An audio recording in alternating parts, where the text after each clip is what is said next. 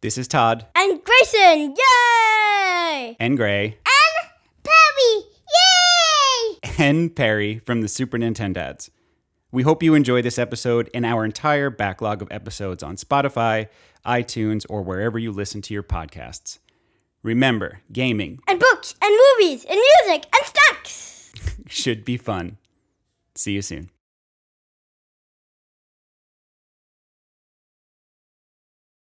On this episode of Super Nintendads Pocket, Rad Racer and the birth of would-be 3D.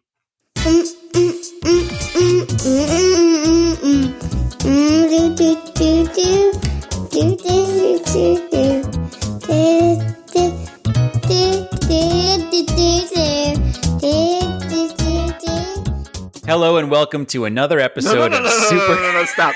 You're not going to skip over the fact. You're not skipping over the fact that was just Gray bebopping and scatting over the intro there. Just Scooby-Doo-bopping his way. Yep. Scooby-Doo-bopping. Scooby-Doo-bopping his way. That was a brand new thing you snuck in on me. You got a little, what, you got a little Mel Torme over there? You got a little velvet fog? Yeah, I got a little velvet fog covering my house. Gray was bebopping along all day, humming that song. And I said, do you want to go on the microphone and record it? And he lit up. So we sat down and laid it down. And I just wanted to make sure you were still paying attention. I am paying attention. Great job, Gray. I love that. Oh, he's going to love to hear that. Thank you, buddy. Mm-hmm. Well, everyone, welcome to another episode of Super Nintendads Pocket, where we take a little time to teach you a lot of stuff about a single topic. This week, Rad Racer and the birth of 3D. Mike's here with me, obviously, and ready to learn, aren't you, bud? I am ready, Professor, but it better not be another sham doctor lesson. I didn't like Dr. Mario. No, I don't like the game. I don't like the doctor. I don't respect the man. What do you got for me this week? I know. All right, so the Nintendo 3DS, one of the best-selling consoles of all time, but Nintendo's relationship with 3D was actually a 25-year romance filled with peaks and valleys. And it all started with a race against Sega at the very beginning of the console wars. Let's get into it. I'm listening. Before Sega claimed it did what Nintendo don't, the two companies were already in a heated arms race. Capturing the hearts and hands of America's youth was paramount at this time, and very quickly, 3D gaming became an eye-popping possibility. In 1987, Nintendo released the Famicom 3D system in Japan. Which I had never heard of before this, so tell me all about it, / I want one. Go ahead. Right. Well, you would have owned one because I know you. You had everything. And yes, this is 3D gaming all the way back in 1987. But the reason you haven't heard of it is because it never crossed the Pacific. Nintendo's Famicom 3D system was only available to our friends in Japan. Oh, hello, friends in Japan. I don't know if we have any listeners in Japan, but we have plenty. Do we? I'm sorry that the system was a flop over there. But if you have one, email us and tell us about it. I would love to hear your memories about so you think that this was a flop? Yeah, I almost certainly if it didn't cross over to our market, no? No, yeah, it was. It was a total flop. It was a total flop. Yeah, okay. Yeah, they released like 6 games. So it used the Famicom expansion port. That's how you were able to activate it. It had 6 compatible titles on the Famicom cartridges, and the others were discs for the Famicom disk system. Now, if you're familiar with the Famicom disk system, that's great. But if you're not, have no fear because we will get into it on an upcoming Pocket Cast. That's right. Fun fact, that Pocket Cast was supposed to be this Pocket Cast, but we had a COVID-related mail delay. Todd's disk system is currently somewhere in Osaka. Where is it? Yeah, it's somewhere in Japan. It's not. Yeah. It's you know that Weezer song about the girl from a little island in Japan? Yeah. Yeah, it's there. That's where it is. 18-year-old girl. Yep. Yeah. So I sniff and I lick. Yeah, that's a little. It's just creepy now, but back then it's creepy. I listened to it recently. It's pretty creepy. But that's the island. Same island. It's from her. It's with her male, essentially. Exactly. It's with her mail. Exactly. Yeah. So, just 1 month after Nintendo drops this 3D system that time is now forgotten, Sega releases the Segascope 3D glasses. But let me ask you something, because now I want one of these things. Yep. How much are they going for on eBay? You have two options. You can spend about $50 on eBay, or you can jump into a time machine and come into my basement when I was 10 and had communion and received it as a gift from my great aunt. This was a communion gift for you. Yeah, this is one of the. It was the church ensured that every kid got Sega Scope 3D glasses set. Right. Body of Christ, glasses of Sega. That's how it goes, right? Glasses of Sega. Well, no. I also got a cross and a book of Psalms because I was playing piano pretty heavy at the moment at that time. So it was a dynamite communion. So it was pretty great. It was pretty good. I mean, you got the cross, you got the Psalms, you got the Sega Scope 3D. Right. Well, during the Council of Nicaea, they made sure that you had to get a gaming system during your communion. Right. Did you take the did you take the Sega Scope 3D glasses out of his hand, or did you let the priest put them directly on your face?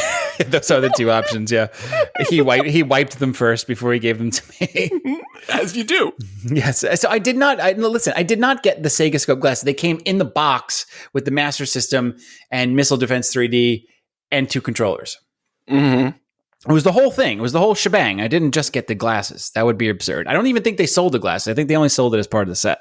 So it was a pack-in, promotional pack-in. I think it was just a pack-in, yeah. They may have sold it, but it didn't last for long. Okay. So those are your options, Time Machine or eBay. Time Machine or eBay. I would love to go back, not just to be in your basement and play the Sega Scope, but to attend your communion and wish you well. Oh, yeah, that'd be great. We actually went to Chinese dinner afterwards, and it was really nice. As you do. Yeah, this is a really great place called Ming's that's no longer there. And it's funny because the guy's name was Harold that ran the place, but everyone called him Ming. Yeah, sure. Yeah, I mean, you put Ming on the sign, and what do you expect? People are going to think that's your name. Boy. Unlike Nintendo's conservative release in just Japan, Sega went big, launching the glasses in multiple markets, including the US, which is why I had my very own pair. Okay, the phrase "launching glasses" just makes me feel like it's a failure right away. Okay, go on. Yeah, like Snapchat glasses. They're still huge, right? Are they a thing still? Yeah. Well, I actually just read an article that Apple's creating AR glasses that are going to look like Steve Jobs' iconic round lenses. I just want like Terminator RoboCop vision. Whenever that's ready. I want a visor. I mean, you can't do it with glasses. You need a visor.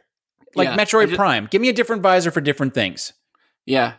And I would buy it even if it was totally basic, like it's got like a map on it and like it tells you people's blood type. I'd be like, okay, like that seems useful. Yeah, that's fine. It tells them that's totally fine. Yeah, people's pizza topping preference. It's like, there's a half mushroom, half peppers over there. Right. Who's a threat in the room and who likes pepperoni? That's probably all they.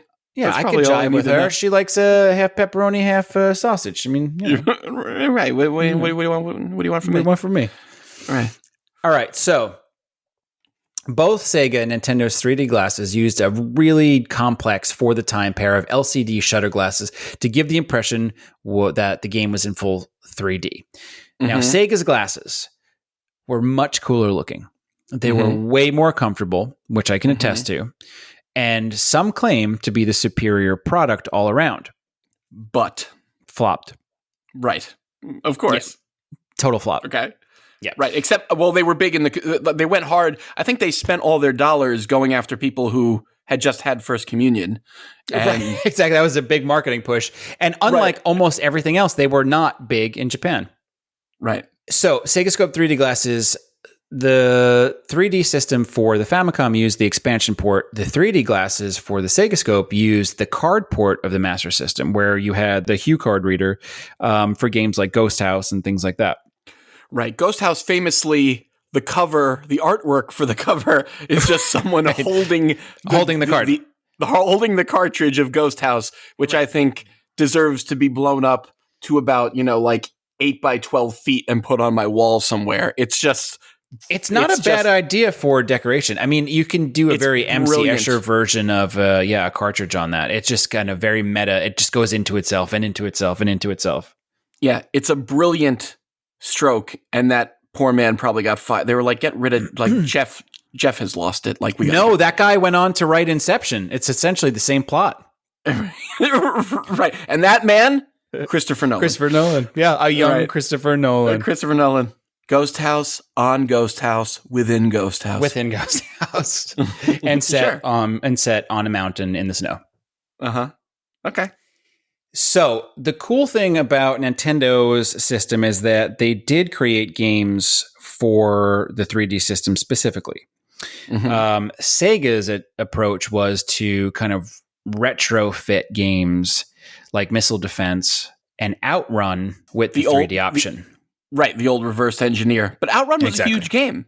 Outrun was a huge Outrun game for was Sega. massive. It was a massive arcade game, still probably one of their most popular arcade games, and very much like Sega's marketing strategy. If a game was very popular in the arcade, they would rush it home to their home console. Right. And Nintendo's answer to Outrun was Rad Racer. Released as Highway Star in Japan, they were clearly... Wait. Releases Highway Star? Highway Star in Japan, yep. Oh, God, Rad Racer is such a better name. Okay. Nintendo's answer, Rad Racer, in hot pursuit of Sega with a little help from a pre-RPG Square Studios. Which is very interesting to me because I can't even imagine Square pre-RPG. Yeah, you think of Square, you think of RPG. Not only do you think of Square, you think of RPG, but you think of RPG and you think of Square. Yes, that's a fair flip. Thank you. So the game reviewed well. At its release, Nintendo Times said, if you enjoy the arcade hit Outrun but don't own a Master System, Rad Racer is the closest thing to it on the NES. Oof. Yeah, right. If you're into second fiddles, if you can't get the person you want to go out with, but you really like the look of their friend, right? Exactly. We got someone for you. This is that's too bad because I think Rad Racer is a good game, but it's forever in the shadow of Outrun. Agreed. But remember also, Rad Racer being released in 3D in Japan, it was released on the 3D system. In North America, it was a little different. We got the worst, obviously. We got cheap plastic 3D glasses for Anaglyph 3D and a 3D mode by pushing the select button during the game. The point is, Rad Racer was the first Nintendo game released in America with an option for 3D play. Right. It's Nintendo sticking their toe in the water. Right. The birth of 3D Nintendo. The water birth. With the help of a doula, you can do anything in the tub.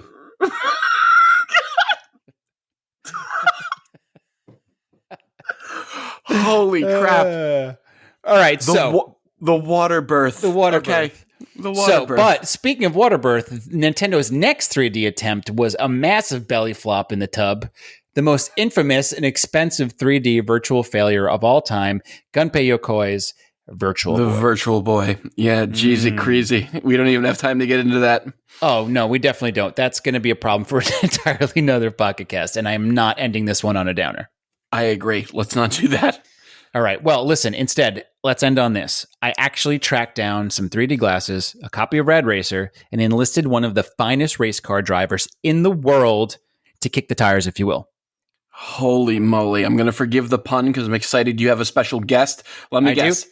Thank you. Is it Chase Elliott? It's not. Is it Joey Logano? Nope. Is it Alex Bowman? Don't have no idea who that is. Okay, I don't know any of them either. They're the only NASCAR drivers that I Googled. I'm assuming I reached out to all of those people that I have no idea who they are. Reach out to them. They weren't available, but I was able to land an absolute legend who is very happy to be here. Check the flag, checkpoint.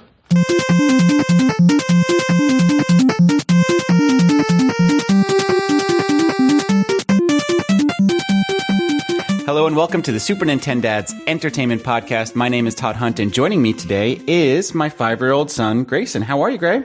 Good, and I'm very happy to be here. And I am very happy to have you here. We just spent the morning playing Rad Racer. So, Grayson, which car did you like in Rad Racer the most? The Ferrari or the F1 Racer? The big racy one. The yellow one? Yeah. Do you think that one went faster? Yes, really fast. How many times did we get to the checkpoints? 1. Not many, did we? Yeah. So what do you think? Yeah. Easy game or tough game?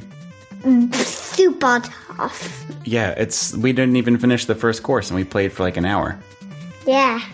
It was cool looking though, wasn't it? Yep. Yeah. And you said you really liked the sound effects. Yes, I really did. Very cool.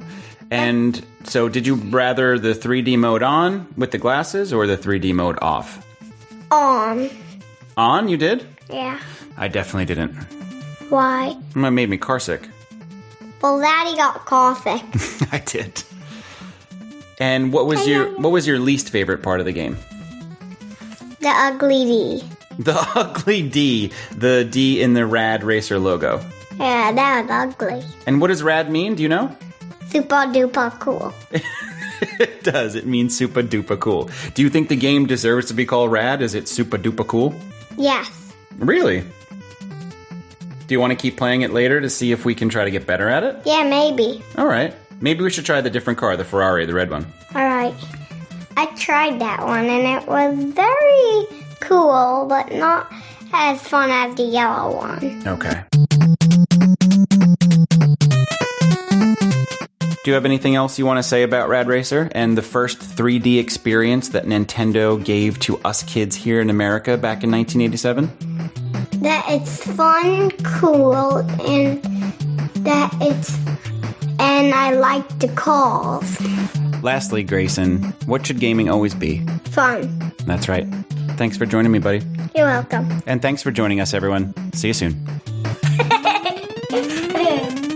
Growl boy.